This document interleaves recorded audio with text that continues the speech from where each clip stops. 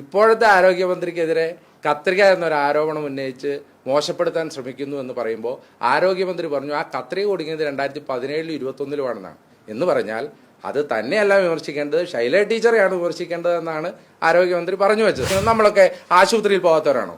നമ്മളൊക്കെ കഴുത്തിന് പരിക്ക് പറ്റാത്തവരാണോ? കഴുത്തിന് പരിക്ക് പറ്റിയ ഗുരുതര അസുഖമുള്ള ഒരാൾ കാറിൽ, അതും പണി നടക്കുന്ന റോഡിലൂടെ ഒരു ഇന്നോവ കാറിൽ എങ്ങനെയാണ് വന്നത്? അപ്പോൾ ഒരു ആരോഗ്യവകുപ്പ് മന്ത്രിയെ പോലും ഇത്ര ലാഘവത്തോടു കൂടി പെരുമാറുന്ന, ചികിത്സിക്കുന്ന കേരളത്തിലെ ആരോഗ്യ മേഖലയുടെ പിടിപ്പുകേടിന് ഇതിലും വലിയ ഉദാഹരണം വേണം. ഏതായാലും 3 മാസം എടുത്ത് പഠിച്ചു വന്നതിൽ ഗുണമുണ്ട്. ഒന്ന്, ബഹുമാനപ്പെട്ട ആരോഗ്യമന്ത്രി ഇവിടെ കുറേയധികം കാര്യങ്ങൾ പറഞ്ഞു. ഒന്ന്, കോഴഞ്ചേരി പാലത്തിൻ്റെ കാര്യം പറഞ്ഞു. ഞങ്ങളല്ല ഇതൊന്നും പറഞ്ഞു. കോഴഞ്ചേരി പാലം ഉദ്ഘാടനം ചെയ്യുന്നതെന്ന് ആദ്യം പോസ്റ്റർ ഇറക്കിയത് സർക്കാരാണ്. എന്നാൽ പാലമല്ല, അപ്രോച്ച് റോഡാണ് ഉദ്ഘാടനം ചെയ്യാൻ പോകുന്നതെന്ന് പറഞ്ഞത് ജില്ലാ സെക്രട്ടറിയാണ്. ഏതാ സത്യമെന്ന് അവർ പറഞ്ഞാൽ മതി, ഞങ്ങൾക്ക് കുഴപ്പമില്ല. രണ്ടാമത്തെ കാര്യം, ഇവിടെ സ്റ്റേഡിയവുമായി ബന്ധപ്പെട്ടുകൊണ്ട് ഒട്ടേറെ പരാതികൾ ഉണ്ടായി എന്ന് പറയുന്നു. ഇപ്പോൾ 2020 മുതൽ 25 വരെ നഗരസഭ ഭരിച്ചിരുന്നത് ആരാണ് എന്നുള്ളത് നമുക്കറിയാം. ആരാ പരാതി അയച്ചത് എന്നുള്ളത് അപ്പോൾ മന്ത്രി പറഞ്ഞാൽ മതി, എനിക്ക് അതിനകത്ത് തർക്കമില്ല.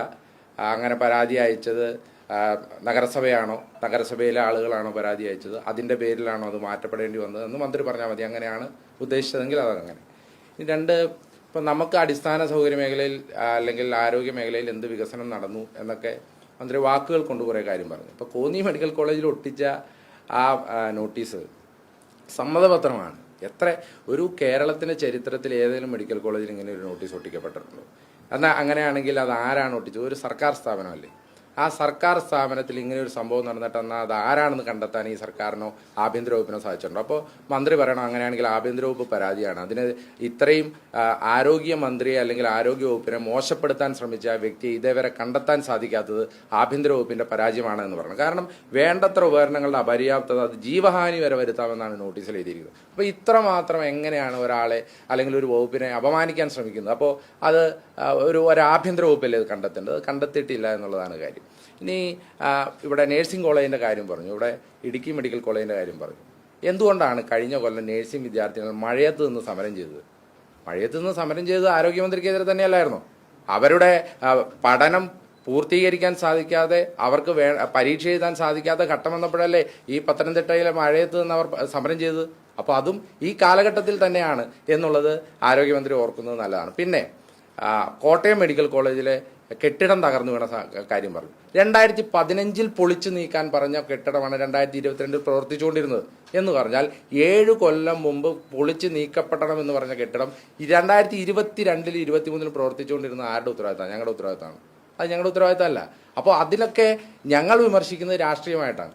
പിന്നെ ആരോഗ്യമന്ത്രി പറഞ്ഞ ഒരു കാര്യം എനിക്ക് ഇഷ്ടപ്പെട്ടു. കാരണം ഇപ്പോഴത്തെ ആരോഗ്യമന്ത്രിക്കെതിരെ കത്രിക എന്നൊരു ആരോപണം ഉന്നയിച്ച് മോശപ്പെടുത്താൻ ശ്രമിക്കുന്നു എന്ന് പറയുമ്പോൾ ആരോഗ്യമന്ത്രി പറഞ്ഞു ആ കത്രിക ഒടുങ്ങിയത് 2017 21 എന്ന് പറഞ്ഞാൽ അത് തന്നെയല്ല വിമർശിക്കേണ്ടത്, ശൈല ടീച്ചറെയാണ് വിമർശിക്കേണ്ടതെന്നാണ് ആരോഗ്യമന്ത്രി പറഞ്ഞു വെച്ചത്. അതിൽ എന്തായാലും ഞാൻ ആരോഗ്യമന്ത്രിയുടെ വ്യക്തിപരമായി പേരെടുത്തോ അല്ലെങ്കിൽ ഇപ്പോഴത്തെ ആരോഗ്യമന്ത്രി അല്ല വിമർശിച്ചത്. നിങ്ങൾക്ക് എൻ്റെ മുൻ ഭാഗത്തെ കാര്യം നോക്കിയാൽ അറിയാം. ഞാൻ 10 കൊല്ലത്തെ ആരോഗ്യ വകുപ്പിൻ്റെ കെടുകാര്യസ്ഥത എന്ന വാക്ക് തന്നെയാണ് ഉദ്ദേശിച്ചത്. അപ്പോൾ ഇതിൻ്റെ പ്രശ്നം കേരളത്തിലെ മെഡിക്കൽ കോളേജുകളിൽ എന്താണ് സംഭവിക്കുന്നത് എന്നുള്ളതിൻ്റെ നേർചിത്രമാണ്. ഇവിടെ ആളുകൾക്ക് പോയാൽ അവിടെ വേണ്ടത്ര ചികിത്സ ലഭിക്കുന്നില്ല, അത് യാഥാർത്ഥ്യമാണ്. 2, നമ്മൾ എത്രമാത്രം വാക്കുകൾ കൊണ്ട് കെട്ടിപ്പൊക്കാൻ ശ്രമിച്ചാലും ഡോക്ടർമാർ, ഇപ്പോൾ ഡോക്ടർ ഹാരിസ് വളരെ മികച്ച ഡോക്ടറാണ് എന്ന് പറഞ്ഞത് ആരോഗ്യമന്ത്രി തന്നെയാണ്.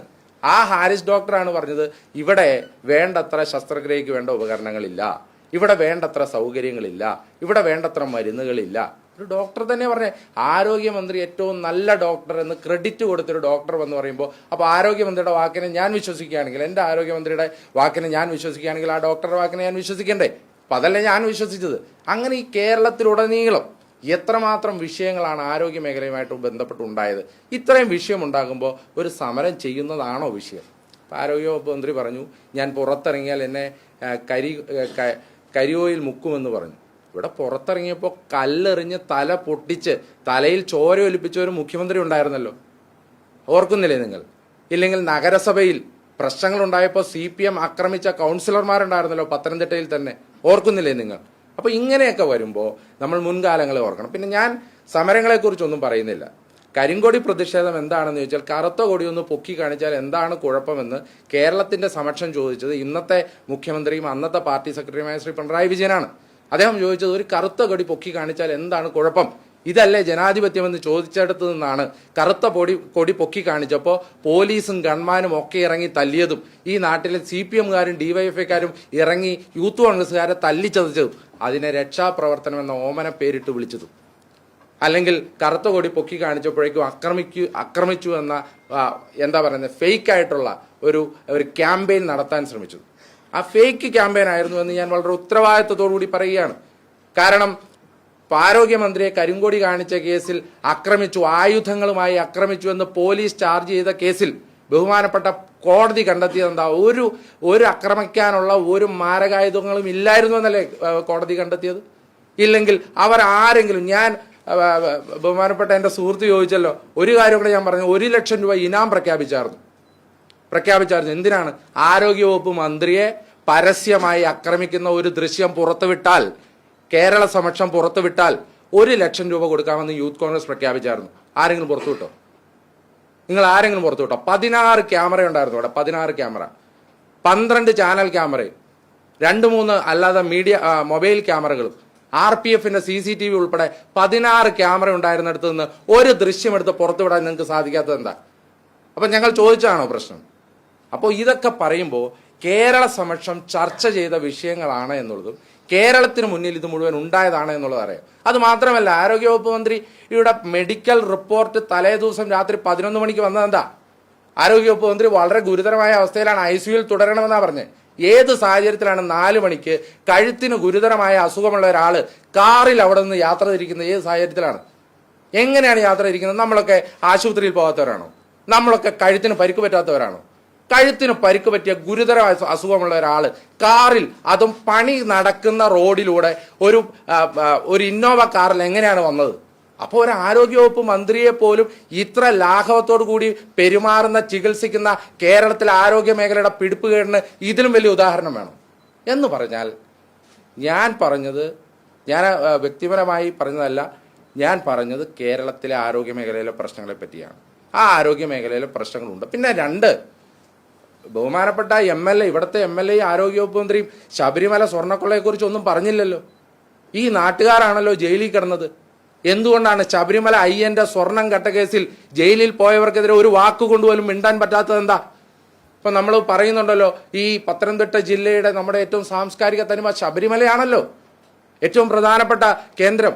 ആ ശബരിമലയിലെ, ഈ ലോകത്തെ ലക്ഷക്കണക്കിന് അയ്യപ്പ വിശ്വാസികൾ വിശ്വസിക്കുന്ന ശബരിമലയിലെ സ്വർണം കട്ട കേസിലെ പ്രതികളെ എന്തുകൊണ്ട് പാർട്ടി പുറത്താക്കിയില്ല? ആ അന്വേഷണം ശരിയായ ദിശയിലാണ് എന്ന് പാർട്ടി ആണയിട്ട് പറയുമ്പോൾ ആ അന്വേഷണത്തിൽ കണ്ടെത്തി ജയിലിൽ പോയവർ കുറ്റക്കാരല്ല എന്ന് പാർട്ടി എങ്ങനെയാണ് മനസ്സിലാക്കുന്നത്? അപ്പൊ ഇതിനെതിരെ പ്രതികരിക്കാത്തത് എന്താ?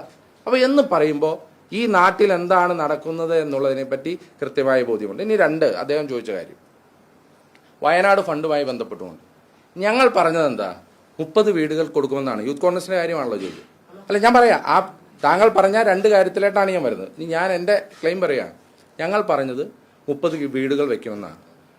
KPCCയുടെ 100 വീട്, അതായത് രാഹുൽ ഗാന്ധി ഓഫർ ചെയ്ത 100 വീട്. ആകെ അവിടെ 412 ബെനിഫിഷ്യറീസേ ഉള്ളൂ.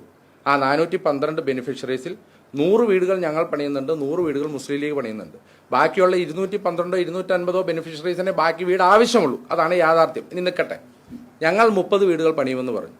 ആ 30 വീടുകളുടെ പണി ഇപ്പോൾ തുടങ്ങിയിട്ടുണ്ട്. ഞങ്ങൾക്ക് കാലതാമസം ഉണ്ടായി. അതിൻ്റെ കാരണം ഭൂമി ലഭ്യമാകേണ്ടതിനുള്ള കാലതാമസമാണ് ഉണ്ടായത്. ഞങ്ങൾ തറക്കല്ലിട്ടു, ശ്രീ രാഹുൽ ഗാന്ധി തറക്കല്ലിട്ട് അതിന്റെ പണി ഇപ്പോൾ തുടങ്ങിയിട്ടുണ്ട്. അത് വരുന്ന മുറയ്ക്ക് പൂർത്തീകരിക്കും. ഇനി ഞാൻ പറഞ്ഞ 2 കാര്യങ്ങൾ, ഞാൻ പറയട്ടെ. താങ്കളുടെ 3ാമത്തെ ചോദ്യത്തിനുള്ള ഉത്തരം ആദ്യം പറഞ്ഞതാ. ഞാൻ ചോദിച്ച 2 കാര്യങ്ങൾ ഇപ്പോഴും പറയും. ഊരാളുങ്കൽ ലേബർ കോപ്പറേറ്റീവ് സൊസൈറ്റിക്ക് ടെൻഡറിന്റെ അടിസ്ഥാനത്തിലാണ് ആ വർക്ക് കൊടുത്തിരിക്കുന്നത്. പറ, 300 കോടി രൂപയുടെ വർക്ക്, 299 കോടി രൂപയുടെ വർക്ക് ഊരാളുങ്കൽ ലേബർ കോപ്പറേറ്റീവ് സൊസൈറ്റിക്ക് ടെൻഡറിന്റെ അടിസ്ഥാനത്തിലാണോ കൊടുത്തത്? പറ, ഉത്തരം പറ. ടെൻഡറിന്റെ അടിസ്ഥാനത്തിലാണോ കൊടുത്തത്? അപ്പൊ ആ കാര്യം ഞാൻ പറഞ്ഞ ഒരു കാര്യം ശരിയാണെന്ന് ഇപ്പൊ മനസ്സിലായില്ലേ? ഇനി 2 ഞാൻ പറയാം, ഓരോന്നായിട്ടും പറയാം. എനിക്ക് എല്ലാത്തിനും ഉത്തരവുണ്ട്. ഞാൻ പറയുന്നതിൽ എനിക്ക് കൃത്യമായ ഉത്തരവാദിത്വമുണ്ട്. ഇനി 2ാമത്തെ കാര്യം, 20 ലക്ഷം രൂപയുടെ 23 ലക്ഷം രൂപയാണ് ആ വീടിന് അവർ കണക്കാക്കുന്നത്. ഞാൻ ഇപ്പോഴും പറയുന്നു, ആ വീട് പൂർത്തീകരിക്കാൻ ഒരു 13 ലക്ഷം രൂപയോ 14 ലക്ഷം രൂപയോ മതി. ഇതിന്റെ പ്രധാനപ്പെട്ട പ്രശ്നം എന്താണെന്നറിയോ? ഊരാളുങ്കൽ ലേബർ കോഓപ്പറേറ്റീവ് സൊസൈറ്റി കഴിഞ്ഞ 10 കൊല്ലമായി കേരളത്തിൽ ഒരുപാട് വർക്കുകൾ ചെയ്യുന്നുണ്ട്. ഈ വർക്കുകൾ ചെയ്യുമ്പോൾ ഇതിന്റെ എസ്റ്റിമേറ്റ് പോലും എടുക്കുന്നത് പല ഊരാളുകളുടെ ഉദ്യോഗസ്ഥരാണ്. ഈ 23 ലക്ഷം രൂപയുടെ വീട് 13 ലക്ഷം രൂപയ്ക്ക് പൂർത്തീകരിക്കാൻ സാധിക്കും. കാരണം അതിന്റെ എർത്ത്ക്വേക്ക് റെസിസ്റ്റന്റ് എന്ന് പറഞ്ഞാൽ എന്താണ്, അല്ലെങ്കിൽ അവിടെ ഈ ഡിസാസ്റ്റർ റെസിസ്റ്റന്റ് വീടുകളുടെ പ്രത്യേകത എന്താണ്, അതിൽ ഉപയോഗിക്കുന്ന മെറ്റീരിയൽ ആണെന്ന്. 2, അതിന്റെ പൈലിങ്ങുമായി ബന്ധപ്പെട്ട ഫൗണ്ടേഷനാണ് 2. ഈ 2 കാര്യങ്ങളിലും വളരെ ചീപ്പ് കോസ്റ്റ് ആയിട്ട് അത് ചെയ്യാൻ പറ്റുമെന്ന് ഈ നാട്ടിലെ ഏറ്റവും പ്രധാനപ്പെട്ട ശങ്കർ ഉൾപ്പെടെയുള്ള ഏറ്റവും പ്രധാനപ്പെട്ട ആർക്കിടെക്റ്റുകളൊക്കെ പറഞ്ഞിട്ടുണ്ട്. അത് അങ്ങനെയാണ് താൻ. റാട്ര ബോണ്ട്, ഫില്ലർ സ്റ്റാബ്, ഇങ്ങനെയുള്ള ഒരുപാട് ടെക്നോളജികളുണ്ട്. ഇത് വെച്ച് 13 ലക്ഷം രൂപയ്ക്ക് ആ കെട്ടിടം പൂർത്തീകരിക്കാൻ പറ്റുമെന്നുള്ളത് ഞാൻ പറഞ്ഞത് അത് ഇപ്പോഴും നിലനിൽക്കുകയാണ്. 2, 299 കോടി രൂപയുടെ വർക്ക്. ഈ വർക്കിൽ 150 കോടി രൂപയ്ക്ക് മുകളിൽ എന്താണ് അവിടെ വർക്ക് നടക്കുന്നത്? ഇപ്പം 20 ലക്ഷം രൂപ, ഞാൻ വീണ്ടും പറയും, താങ്കൾ ചോദിച്ചു നന്നായി. 20 ലക്ഷം രൂപയുടെ വീട് ഒന്ന്. ആ 20 ലക്ഷം രൂപയുടെ എത്ര വീടാണ് പണിത്? 400 വീടല്ലേ പണിത്? ഇപ്പം എത്ര കോടിയായി? 80 കോടി. ബാക്കി 300 കോടിയിൽ എന്താണ് അവിടെ പണിത്? ഒന്ന് പറഞ്ഞാൽ മതി. അല്ല, അത് പറയാം, അത് രണ്ടാമത്തെ ചോദ്യമാണ്. എൻ്റെ ഈ ചോദ്യത്തിന്റെ ഉത്തരം പറയട്ടെ, അത് കഴിഞ്ഞ് ഡിവൈഎഫ്ഐയുടെ പറയും. അത് കഴിഞ്ഞ് ഡിവൈഎഫ്ഐയുടെ കൃത്യമായി ചോദിക്കാം, എനിക്കറിയാം.